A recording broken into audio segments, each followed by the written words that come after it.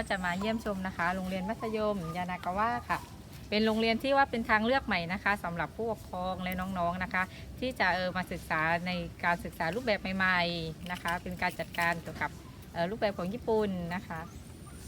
เขาใช้ญี่ปุ่นมาทำการจัดการให้มีระเบียบวินัยในเรื่องของเด็กแล้วก็เรื่องของธรรมชาติเพราะญี่ปุ่นเน้นเรื่องธรรมชาติอยู่แล้วใช่ไหมคะชอบสวนผักชอบทุกอย่างก็เป็นแนวเกษตรพอเพียงค่ะพี่แอนมีกระทั่งอะไรนะปลวกลงปลวกธนาคารปลวกธนาคารปลวกต้องไปทำที่บ้านบ้างแล้วเนี่ยค่ะ ก็ถ้าผู้ปกครองสนใจนะคะลองมาเยี่ยมชมหรือเข้าค่ายที่นี่ก็จะมีให้แบบเยอะแยะให้ทำเยอะแยะเลยค่ะมากมายเลยค่ะคิดแลนด์ก็อยากจะมีส่วนร่วมทำกับโรงเรียนยานากาวะนะคะบ๊ายบาย